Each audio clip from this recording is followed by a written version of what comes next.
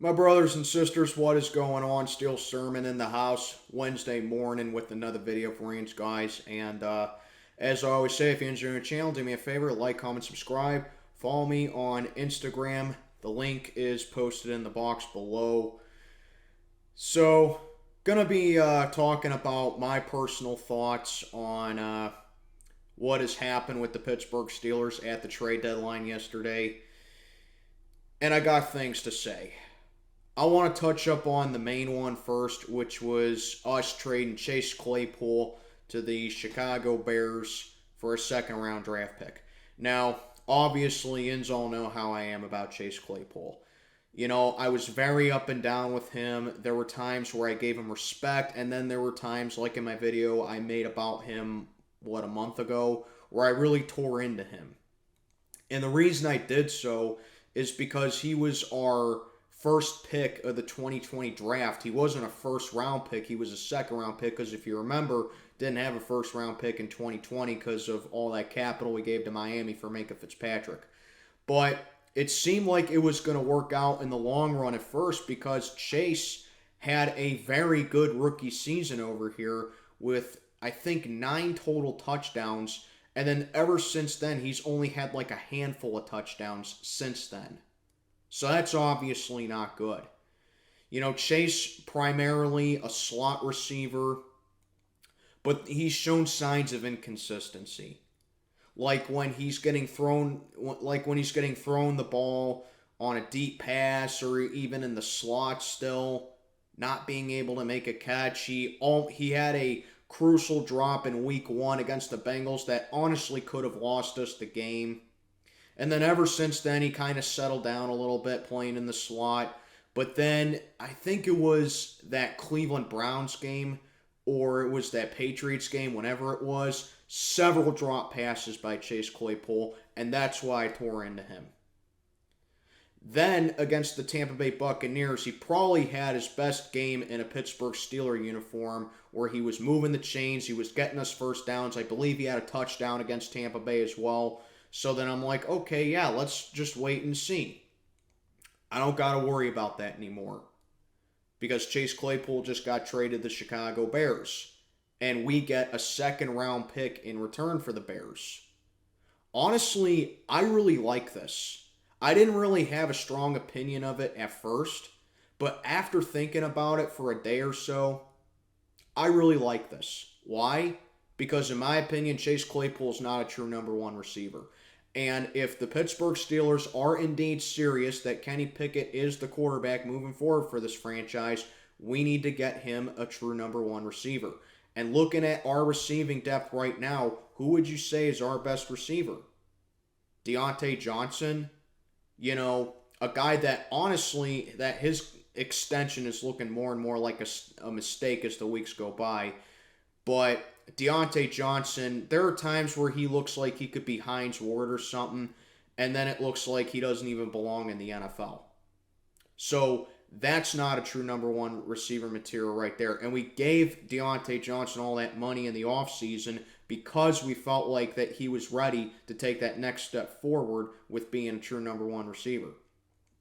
And it just hasn't worked out so far.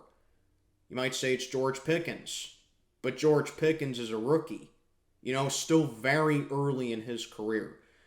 I don't know if Pickens has potential to truly be a number 1 receiver, but so far, I like, the production value for him so far. And George Pickens just makes a play on almost every single pass that is, thrown to him. He is just a good playmaker so far.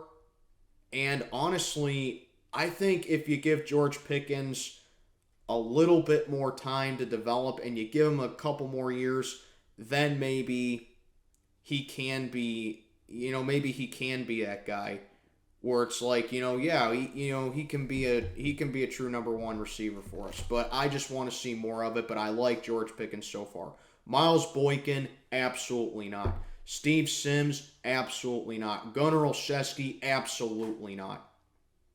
So the reason I like this is because we got a draft pick that's equal to Chase Claypool. Basically, we get a second chance on that second round pick that we got back in 2020. And I think that we have to use that second round pick to get a true number one receiver for Chase Claypool. So I really like this. I mean, the Bears, I'm not saying that they're getting a stud, and I'm not saying they're getting a bum either. They're getting a very receiver. And in return, we get a second chance at trying to find a true number one receiver for Kenny Pickett. So I really like that.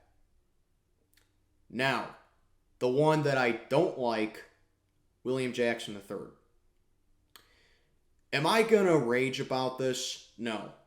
Because, I just did not want this guy when we got him. There was a reason that this guy was benched in Washington, and now he's coming on over to Pittsburgh to be a corner. If this guy is going to be opposite of Ahkello Witherspoon, or if this guy's going to be a rotation guy for Levi Wallace or whoever, or if he's just filling in because Levi Wallace has been was inactive for this past Sunday against Philly, I mean, you're not going to see a whole lot as far as the secondary goes. This guy only has 5 interceptions in his entire career, and he was drafted back in 2016 by the Bengals. This is a guy that the Steelers actually wanted back in 2016. The Bengals took him from us. But looking at it 6 years later, it's pretty easy to see why that, the Steelers were like, you know what, we don't really want this guy anyway. And the Bengals thought that they robbed him from us. But now this guy is on, his third, fourth team? I just don't want this guy here. I don't think he makes good plays on the ball. I don't think that he's a good coverage corner. I don't think that he's very good at deflecting passes, and he's not a turnover-happy corner. And that's what this secondary is pretty much predicated off of, right? Causing turnovers. 5 interceptions in 6 years. Basically, one interception every season. It's just not good. I just don't like this guy. Plain and simple. I really don't. You might say, well, we need all the secondary help that we can get, because it's a rebuilding team and we need a veteran. Guys, this isn't what I had in mind by fixing up the corners. You don't fix up an already damaged corner spot by bringing in a guy who just can't make a play on the ball.